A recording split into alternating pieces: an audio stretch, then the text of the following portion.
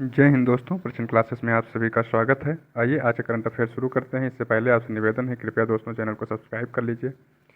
Neetu David ICC hall of fame में शामिल होने वाली बनी दूसरी भारतीय महिला क्रिकेटर। राष्ट्रपति द्रौपदी मुर्मू को अल्जीरिया में मानद डॉक्टरेट की उपाधि से किया जाएगा सम्मानित। एम्स दिल्ली, आईआईटी रोपड़ और आईआईटी कानपुर कौन कौन AIIMS Delhi, IIT Ropar, IIT Kanpur में आर्टिफिशियल इंटेलिजेंस उत्कृष्टता केंद्र होंगे स्थापित। नेशनल कॉन्फ्रेंस के उमर अब्दुल्ला बने केंद्र शासित प्रदेश जम्मू कश्मीर के पहले सीएम। भारत अर्थ मूवर्स लिमिटेड बनाएगी भारत में पहली स्वदेशी बुलेट ट्रेन। रक्षा मंत्री राजनाथ सिंह ने तेलंगाना में दूसरे नौसेना रडार स्टेशन की रखी आधारशिला। 16 अक्टूबर को मनाया गया विश्व खाद्य दिवस 2024। रश्मिका मंदाना को भारतीय साइबर अपराध समन्वय केंद्र का राष्ट्रीय ब्रांड एम्बेसडर किया गया नियुक्त। मणिपुर में हुआ लामलाई महोत्सव का आयोजन। जाति सर्वेक्षण शुरू करने वाला तेलंगाना बना तीसरा राज्य। सुप्रीम कोर्ट की लाइब्रेरी में आँखों पर पट्टी हटाकर न्याय की देवी की प्रतिमा को स्थापित किया गया। ठीक है, अब कानून जो है अंधा नहीं है। चलिए दोस्तों, इसका विश्लेषण करते हैं। हाल ही में आईसीसी ऑफ फेम में शामिल होने वाली दूसरी भारतीय महिला कौन बन गई हैं? तो यह नीतू डेविड। ठीक है, नीतू डेविड सेकंड हो गई हैं। इनसे पहले जो थी डायना एल्लुजी थी। दो और जो शामिल हुए हैं वो हैं कौन? एबी डिविलियर्स साउथ अफ्रीका के और कुक हुए हैं इंग्लैंड के। ठीक है, मंत्रिपरिषद किसके प्रति उत्तरदायी होता है? तो ये जो है दोस्तों लोकसभा के प्रति उत्तरदायी होता है आर्टिकल 75(3) के अनुसार।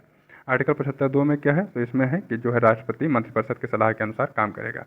किस अनुच्छेद में उच्चतम न्यायालय की परामर्शदायी संस्था बताई गई है? परामर्श दे सकते हैं उस तरह जो है उच्चतम न्यायालय 143, आर्टिकल 143।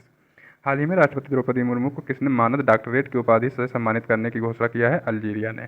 ये अफ्रीकी देश है अल्जीरिया, ये राष्ट्रपति द्रौपदी मुर्मू को मानद डॉक्टरेट की उपाधि देगा। ठीक है दोस्तों, हाल ही में प्रधानमंत्री की नियुक्ति कौन भारत में प्रधानमंत्री की नियुक्ति कौन करता है? तो दोस्तों नियुक्ति अगर पूछेगा डायरेक्ट तो हमारे प्रेसिडेंट करते हैं नियुक्ति। ठीक है, कैसे होती है? तो एमपी का चुनाव होता है। एमपी में से एक आदमी जो है उसको जो लीडर हाउस का लीडर बनाया जाता है, या एमपी लोग अपने एक नेता को चुनेंगे।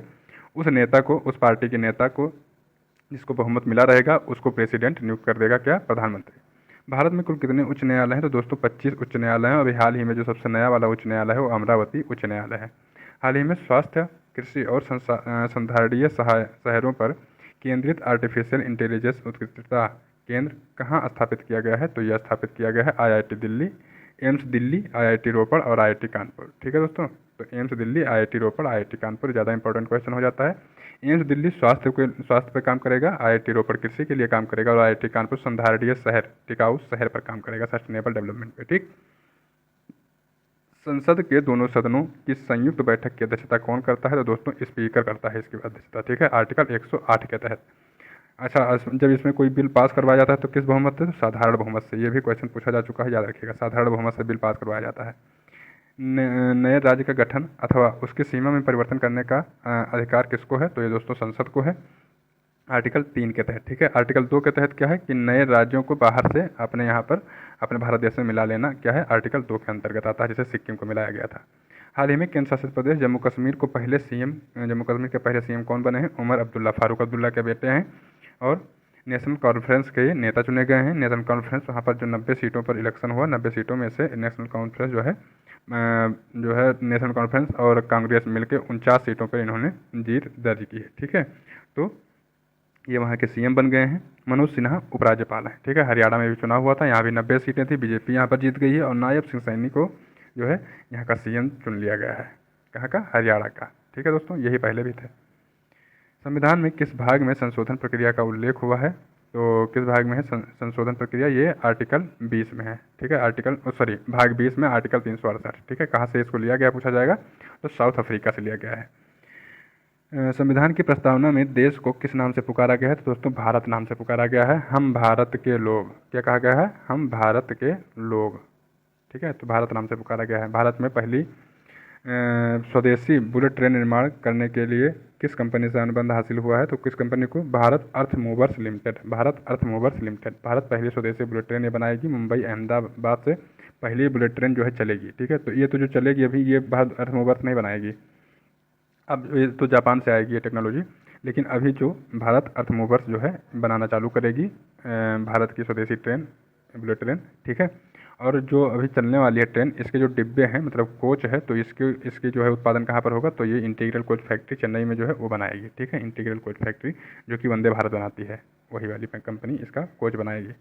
संसद के दोनों सदनों का सत्रावसान कौन करता है, तो दोस्तों कौन करता है सत्रावसान, तो ये जो है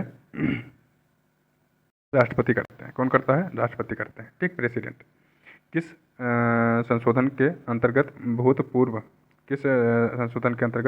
विदेशी राजाओं को प्रीवी पर्स को समाप्त कर दिया गया था, तो संशोधन 26। ठीक है, कॉन्स्टिट्यूशनल अमेंडमेंट 26, याद रखिएगा, बहुत ज़्यादा इंपॉर्टेंट है। हाल ही में रक्षा मंत्री राजनाथ सिंह ने दूसरे नौसेना रडार स्टेशन की आधारशिला कहाँ पर रखी है, तेलंगाना में रखी है। तेलंगाना में किसकी सरकार है इस समय, ये जो है बेहतर संचार सुविधा के लिए रखा गया है इसका न्यू।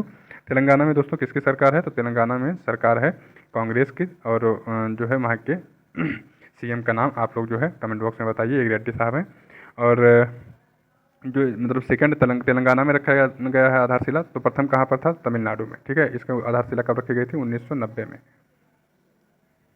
किस लोकसभा अध्यक्ष का कार्यकाल सबसे लंबा रहा, तो लोकसभा अध्यक्ष जो थे बलराम जाखड़, इनका सबसे लंबा कार्यकाल रहा। इस समय लोकसभा अध्यक्ष कौन है, ओम बिरला।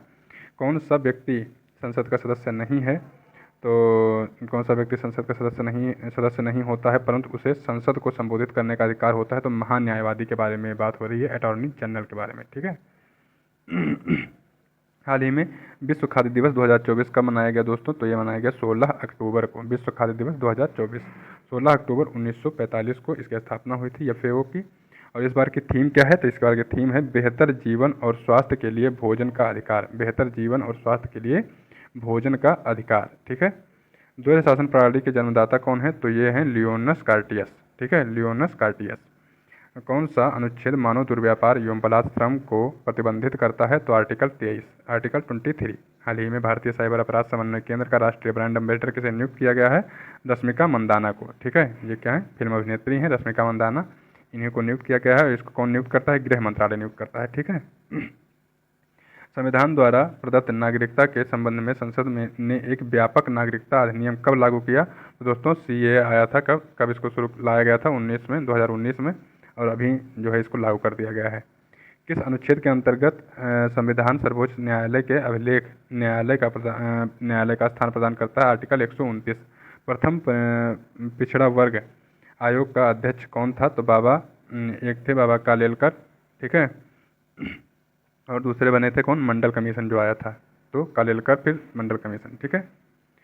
हाल ही में लामजाई महोत्सव का आयोजन कहाँ हुआ, तो मणिपुर में हुआ है। ये फसल संबंधित त्यौहार है, मणिपुर में होता है लामजाई महोत्सव। इसको मनाता कौन है, मारिंग जनजाति। ठीक है दोस्तों। नेक्स्ट देखेंगे, किस अनुच्छेद के अंतर्गत संविधान सर्वोच्च न्यायालय को अभिलेख न्यायालय का स्थान प्रदान करता है, आर्टिकल 129। परिसीमन आयोग का अध्यक्ष कौन होता है, तो परिसीमन आयोग का अध्यक्ष, तो दोस्तों ये जो है परिसीमन आयोग का अध्यक्ष जो होता है, ये होता है उच्चतम न्यायालय का कोई सेवानिवृत्त न्यायाधीश, और नियुक्त किया जाता है ये किसके द्वारा, चीफ इलेक्शन कमीशन। ठीक है, चीफ इलेक्शन कमिश्नर द्वारा, मुख्य चुनाव आयोग द्वारा इसको नियुक्त किया जाता है। संघीय मंत्रिपरिषद में मंत्री किसके प्रति उत्तरदायी होते हैं, तो ये दोस्तों किसके प्रति उत्तरदायी होते हैं, जो मंत्री होते हैं, ये जो है जो पूरा मंत्रिपरिषद होता है, ये उत्तरदायी होता है लोकसभा के प्रति। ठीक है, और ये लोग प्रेसिडेंट को भी रिपोर्ट करते हैं, और क्या करते हैं, जो है प्रेसिडेंट को रिपोर्ट करके सामूहिक रूप से अगर बात किया जाएगा तो लोकसभा के प्रति उत्तरदायी होते हैं, और व्यक्तिगत रूप से राष्ट्रपति के प्रति उत्तरदायी होते हैं। ठीक है, और राष्ट्रपति मंत्रिपरिषद की सलाह पर काम करता है, यह है आर्टिकल 75(2) में। ठीक है दोस्तों। हाल ही में जाति सर्वेक्षण शुरू करने वाला तीसरा राज्य कौन बन गया है, तो तेलंगाना। इससे पहले कौन कौन है, बिहार सबसे पहला राज्य था जिसने जाति सर्वेक्षण शुरू किया था, फिर आंध्र प्रदेश, फिर अब तेलंगाना। ठीक है, रेवंत रेड्डी की सरकार है तेलंगाना में।